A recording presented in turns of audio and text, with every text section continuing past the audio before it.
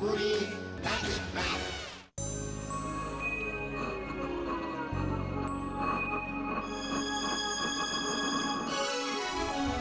রূপকথারই গল্প শোনো, আসছে চাঁদের বুড়ি।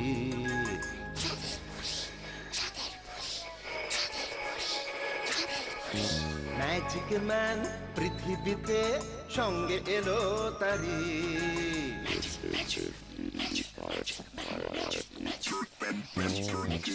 রূপকথারই গল্প শোনো, আসছে চাঁদের বুড়ি। ম্যাজিক ম্যান পৃথিবীতে সঙ্গে এলো তারি। গল্প হবে, ম্যাজিক হবে, হবে মজার খেলা। তোমরা যদি দেখতে চাও চলে এসো এই বেলা। চাঁদের বুড়ি, চাঁদের বুড়ি, ম্যাজিক ম্যান, ম্যাজিক ম্যান।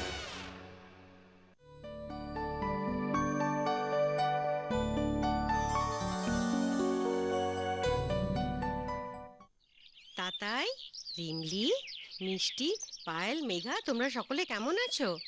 ভালো তো? হ্যাঁ, আমরা ভালো আছি। রিমলি, তোমার মুখটা অমন শুকনো শুকনো দেখাচ্ছে কেন? শরীর খারাপ নয় তো? কদিন আগে আমার না পেটটা খারাপ হয়েছিল। ডাক্তারবাবু এতগুলো ওষুধ দিয়েছিল। ইস, কি তেতো। জানো, ওনা বাইরের খাবার খাওয়ার জন্য রোজ রোজ বায়না করে। ওই খেয়েই তো ওর শরীর খারাপ করেছে। রিমলি, এ তো ভালো কথা নয়। জানো, বাইরের খাবারে কত ধুলো ময়লা থাকে। রোজ রোজ ওইসব খাবার খেলে ডাক্তারবাবুর তেতো ওষুধ তো তোমায় খেতেই হবে। ঠিক বলেছো, বাইরের খাবার খেলে আমারও শরীর খারাপ হয়। আচ্ছা, এবার বলো তো দেখি, তোমরা খাওয়ার আগে হাত ধুয়ে নাও তো? ধুই তো, কিন্তু সব সময় মনে থাকে না। ওহো, তাহলে কেমন করে হবে? লক্ষ্মী সোনারা, তোমাদের সকলকে বলছি, খাবার আগে সকলে হাত ধুয়ে নেবে, কেমন? কি মনে থাকবে তো? ঠিক মনে থাকবে। এবার গল্প বলো। তাহলে শোনো, আজ তোমাদের একটা অন্যরকম গল্প বলবো বলে ভেবেছি। অনেক দিন আগে এক দেশে এক রাজা ছিল। তার কোনো সন্তান ছিল না, তাই রাজার দুশ্চিন্তারও শেষ ছিল না। এই বিশাল রাজ্য কে সামলাবে, এই চিন্তাতেই তিনি সব সময় মগ্ন থাকেন। একদিন এক সাধু বাবা এলেন তার সঙ্গে দেখা করতে। আসুন আসুন সন্ন্যাসী, বলুন কি প্রয়োজনে আমার সঙ্গে দেখা করতে এসেছেন আপনি? মহারাজ, আমি আসছি বহু দূর থেকে। এ রাজ্যে এসে আপনার চিন্তার কথা শুনেছি আমি, আর তার জন্যই আমি আপনার কাছে এসেছি। কিন্তু আপনি? মহারাজ, আমি পারবো আপনার দুশ্চিন্তা দূর করতে। আপনি আপনি পারবেন? বলুন বলুন, কি উপায় আছে বলুন। আমার যে কোনো সন্তান নেই, এত বড় রাজ্য আমার মৃত্যুর পর কে সামলাবে? মহারাজ, এই মন্ত্রপুত ফল যদি রানীমা খান, আপনাদের সন্তান হবে একটা নয়, দুটো সন্তান। সত্যি সত্যি বলছেন আপনি? যদি সত্যি আমার সন্তান হয়, তাহলে আপনি যা চাইবেন তাই আমি আপনাকে দেব। মহারাজ, আপনার দুই সন্তানের মধ্যে বড়জনকে আপনি আমায় দেবেন, অন্যজন আপনার কাছেই থাকবে। ঠিক আছে, আপনার যা ইচ্ছে তাই হবে। বেশ, আমি তবে 5 বছর পরে আসব আমার পাওনা নিতে। এখন তাহলে আসি মহারাজ। আসুন।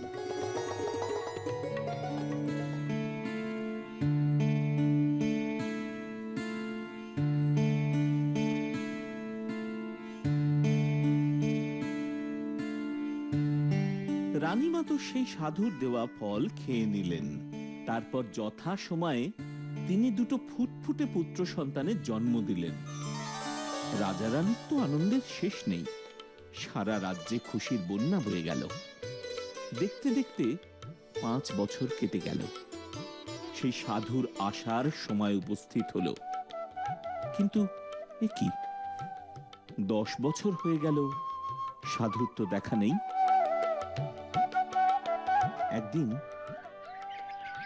মহারাজ, আমি এসে গিয়েছি, এবার আমার পুরস্কার দিন। আপনি এত বছর পর? আমরা তো ভেবেছিলাম আপনি হয়তো আর আসবেন না। কেন আসবো না কেন? ঘুরতে ঘুরতে একটু দূর দেশে চলে গিয়েছিলাম, তাই দেরি হয়ে গেল। দিন, এবার আপনার বড় সন্তানটিকে আমায় দিন। ঠিক আছে, আপনি আমার বড় রাজপুত্রকে সঙ্গে করে নিয়ে যান।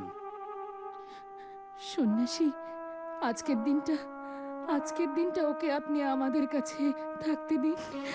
কাল সকালে না হয় আপনি ওকে নিয়ে যাবেন। তা হয় না রানীমা, আমাকে আজই রওনা দিতে হবে। আমি আপনার কষ্ট বুঝতে পারছি, কিন্তু আমি যে নিরুপায় রানীমা। চোখের জলে রাজা রানী তাদের সন্তানকে সাধুর হাতে তুলে দিলেন।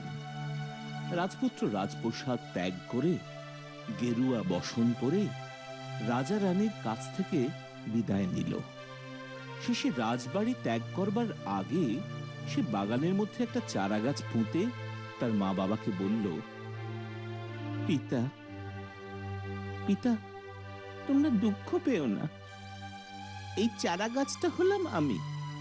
যদি এটা ঠিক মতো বেড়ে ওঠে তবে বুঝবে আমি ভালো আছি, আর যদি এর ডালপালা শুকিয়ে আসে, মৃতপ্রায় হয়ে যায়, তাহলে বুঝবে আমার জীবন সংকট হয়েছে।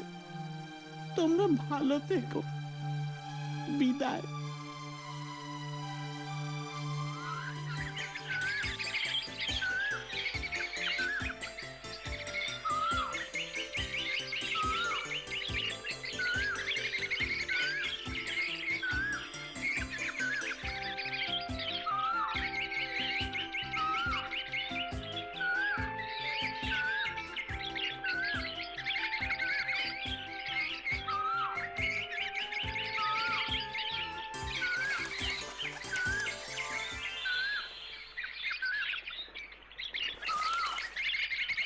রাজপুত্র, আমাকেও তোমার সাথে নিয়ে চলো। সারাদিন খেলবো, তোমার সময় কাটবে, আমিও খেলার সাথী পাবো। ঠিক আছে বাজ পাখি, চলো আমাদের সাথে।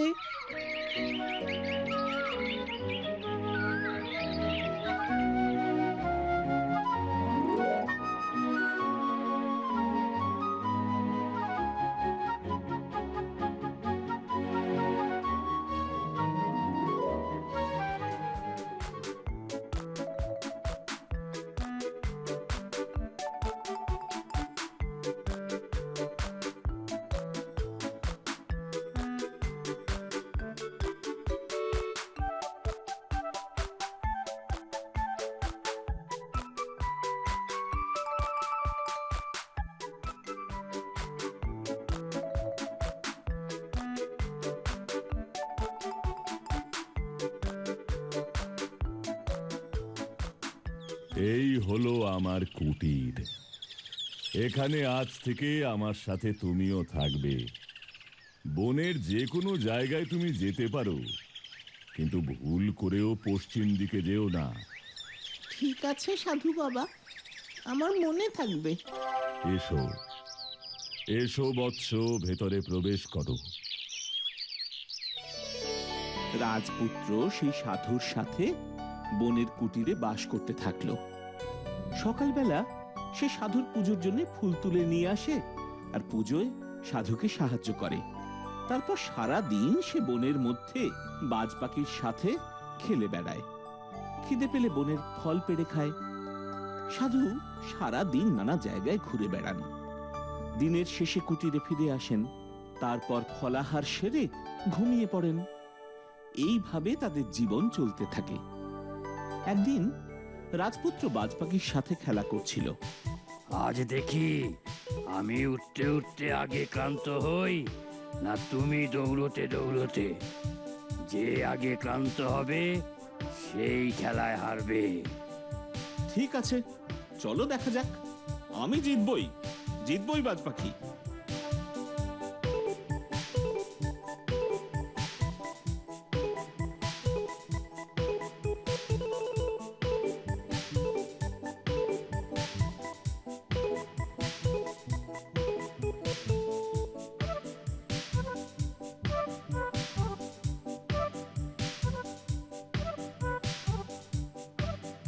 এইভাবে রাজপুত্র ছুটতে ছুটতে বনের পশ্চিম দিকে যেতে লাগলো।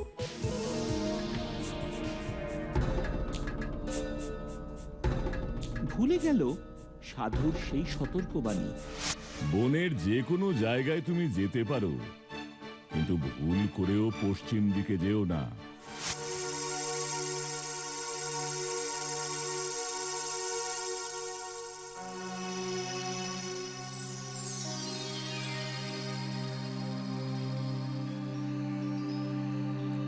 এসো, দাঁড়িয়ে আছো কেন?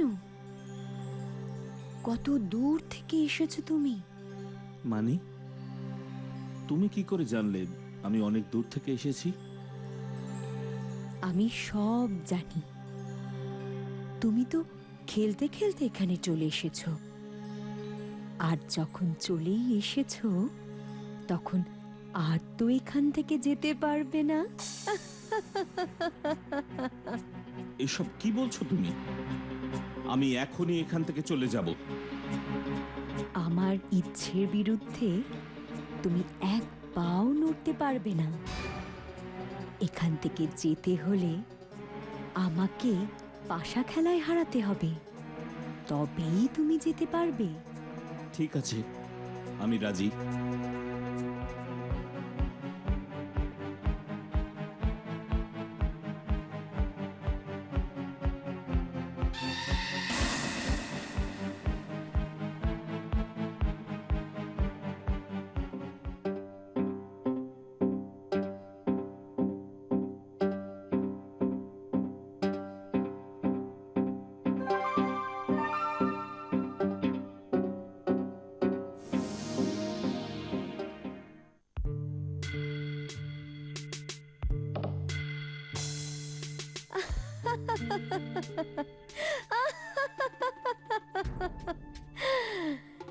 প্রথম দানের খেলা আমি জিতেছি। এভাবে দ্বিতীয় তৃতীয় দানের খেলাতেও ওই মায়াবী রাজকন্যাই জিতে গেল।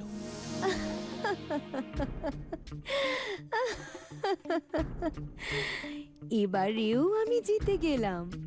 তুমি আমার অধীনে থাকবে, তুমি আর এখান থেকে ছাড়া পাবে না।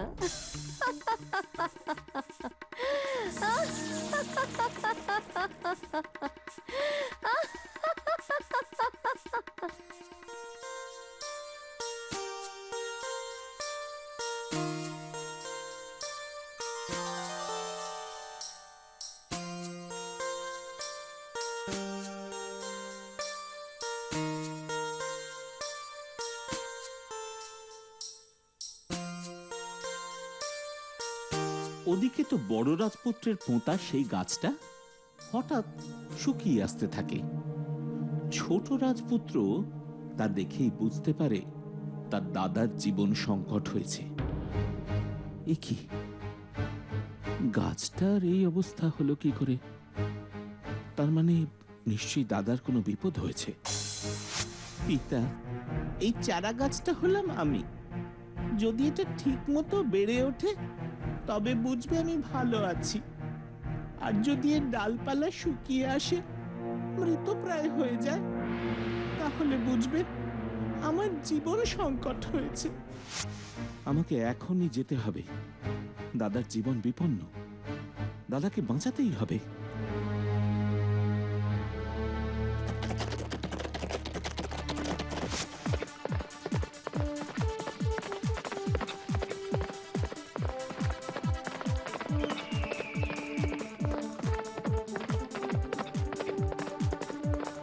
আমাকেও তোমার সাথে নিয়ে চলো,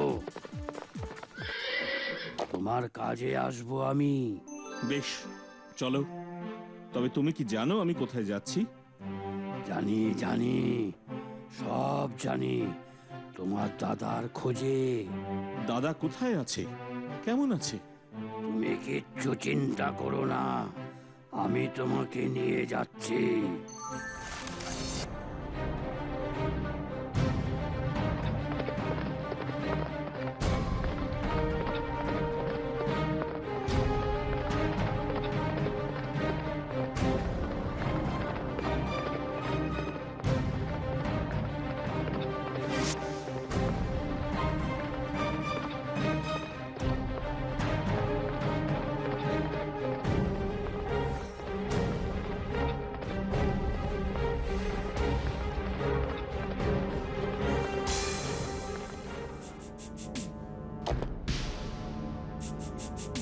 প্রাসাদেই এক মায়াবী রাক্ষসী তোমার দাদাকে আটকে রেখেছে।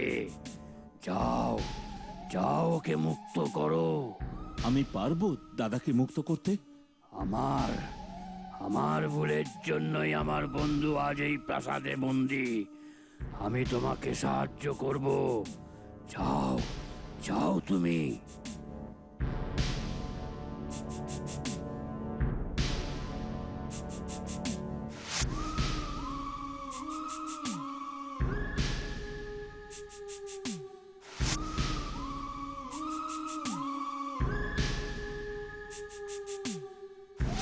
কোথায় আমার দাদা? কোথায় পাবো তাকে? এই এত বড় প্রাসাদ, এত শত ঘর, এই ঘরের ভেতর থেকে এত সুন্দর গন্ধ কেন বার হচ্ছে? দেখি তো।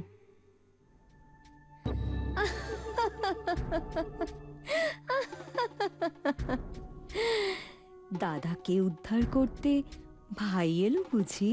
হ্যাঁ, তোমাকে শেষ করে আমি আমার দাদাকে মুক্ত করব। আমি মরে গেলে জানবে কি করে কোথায় আছে তোমার দাদা? এই প্রাসাদে 1 লক্ষ ঘর, 2 লক্ষ কুঠুরি, 5 লক্ষ সুড়ঙ্গ, 10 লক্ষ গোপন খাঁচা। আমি তাও খুঁজে বার করব দাদাকে। তার থেকে বরং আমাকে পাশা খেলায় হারাও। খেলায় তুমি জিতে গেলে আমি ফিরিয়ে দেব তোমার দাদাকে। কিন্তু মনে রেখো, আমি 3 দানের মধ্যে জিতে গেলে তুমিও চিরকালের মতো বন্দী থাকবে এই প্রাসাদে।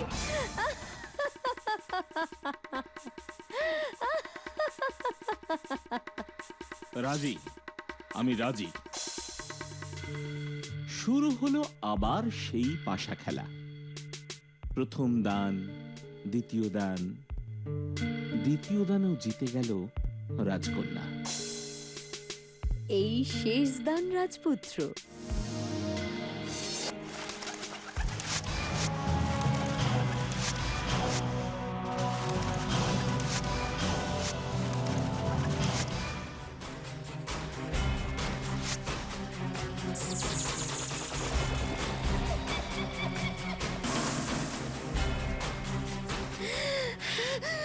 কি এই গুটি আমার প্রাণ, আমি মরে যাব।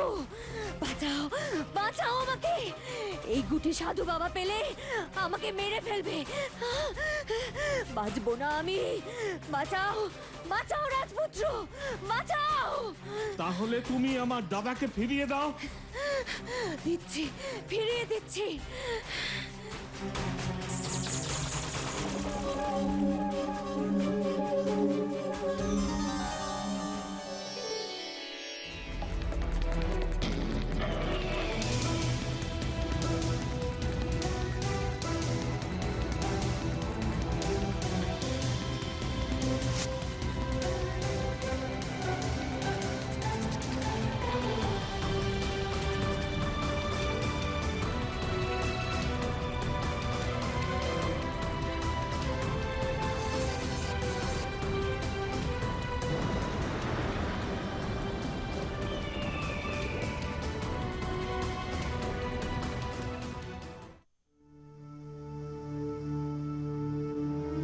পিতা, ওই দুষ্ট সন্ন্যাসী রাজকন্যাকে রাক্ষসী করে রেখে দিয়েছিল।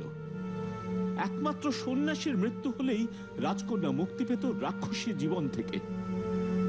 ওই সন্ন্যাসী আপনার পুত্রকে মন্ত্র শিখিয়ে শক্তিশালী করে আমার কাছে পাঠাতো, আমাকে হত্যা করে ওই বিশাল প্রাসাদ লাভ করবার জন্য। এর আগেও ওই সন্ন্যাসী অনেক রাজপুত্রকে পাঠিয়েছিল, কিন্তু আমি রাক্ষসী রূপে তাদের সকলকেই পাশা খেলায় হারিয়ে বন্দি করে হত্যা করেছিলাম। তাই আমি যখন দেখলাম সন্ন্যাসী আপনার বড় ছেলেকে নিয়ে যাচ্ছে, আমিও সঙ্গে গিয়েছিলাম। খেলার ছল করে প্রাসাদেও নিয়ে গিয়েছিলাম। ভেবেছিলাম পাশা খেলায় হয়তো রাজপুত্র জিতে যাবে, আর আর জিতে গেলেই ওই রাক্ষসীর মৃত্যু হবে, রাজকন্যা তার জীবন ফিরে পাবে। তাই খেলা তৃতীয় দানে পাশার গুটিটাকে পড়তে না দিয়ে তুমি ছো মেরে নিয়ে গিয়েছিলে?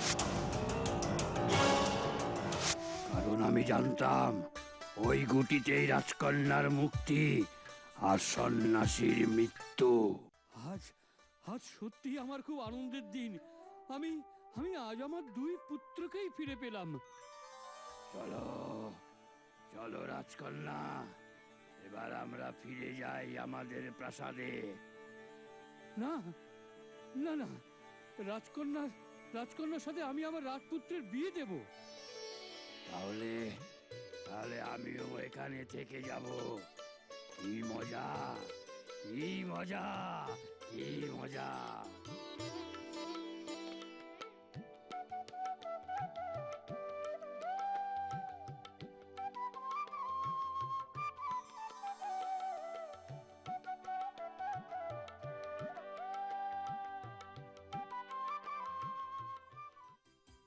গল্পটা কেমন লাগলো বলো?